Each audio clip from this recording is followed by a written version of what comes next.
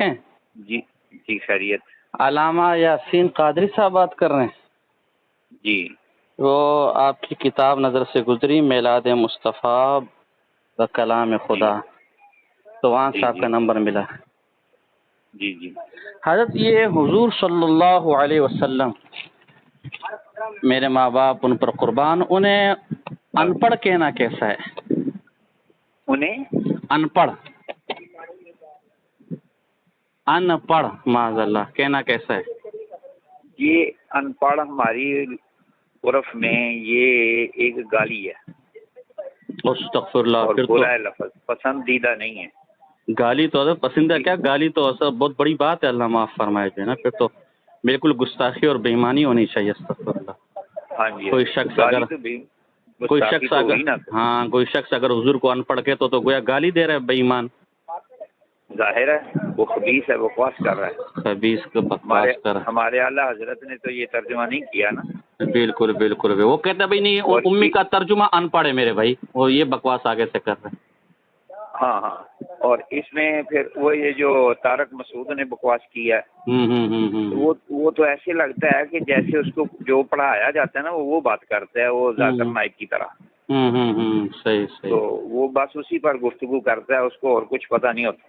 پتہ نہیں ہوتا جو ہے نا، بس اللہ کیا کریں، ہدایت. اچھا، یہ ہمارے مفتی مظہر اللہ دہلی صاحب ہیں، مفتی اعظم ہند شیخ الاسلام صاحب ہیں، ان کی تفسیر مظہر القرآن ہے. انہوں نے بھی اپنی تفسیر کے اندر حضور علیہ السلام کو ان پڑھ کہا ہے، صفحہ نمبر 481 پر.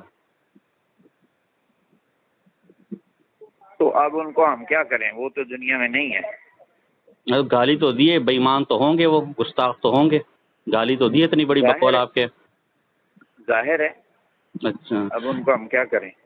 تو یہ جو تفسیر الحسنات ہے مولانا ابوالحسنات قادری صاحب، اس میں بھی یہی مسئلہ ہے، اس میں بھی حضور کو ان پڑھ کا ہے معاذ اللہ. استغفر اللہ. جی بس وہ اب ہم کیا کریں. جی جی. اصل میں وہ یہ ہمیں تانا دیتے ہیں کہ تم اپنے مولویوں کو چھوڑ دیتے ہو اور دوسروں کے مولویوں کے پیچھے پڑے رہتے ہو. ہاں ہاں.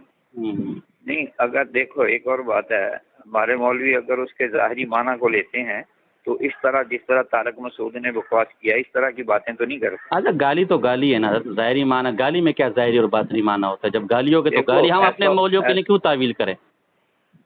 ہاں، ہم اپنے مولویوں کے لیے تو کیوں تعویل کریں؟ پاک پیغمبر کی ناموس کا مسئلہ ہے، اس پر ایک نہیں 10 مولوی قربان ہیں. ظاہر ہے ہم رعایت نہیں کسی کی کرتے، نہ کسی کی تائید کرتے ہیں، ایسے مسئلے ہیں.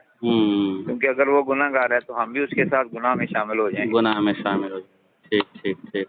اور آپ خیریت سے؟ جی میں خیریت ہوں. آپ کون ہیں؟ آپ پڑھاتے ہیں لاہور کے اندر، صدر مدرس اسلامیہ حیدری مجد کاموں کی. ہاں، تو پھر وہ جو لکھا ہوا ہے اس سے نہیں آپ کو؟ ہاں، وہ ابھی میں نے ابھی پڑھا نا، ابھی میں نے پڑھا جو ہے نا، ابھی میں نے پڑھا. جی جی جی ماشاء اللہ. تو بڑے عہدے پر چلا تھا، ہمارے بھی دعا کریں.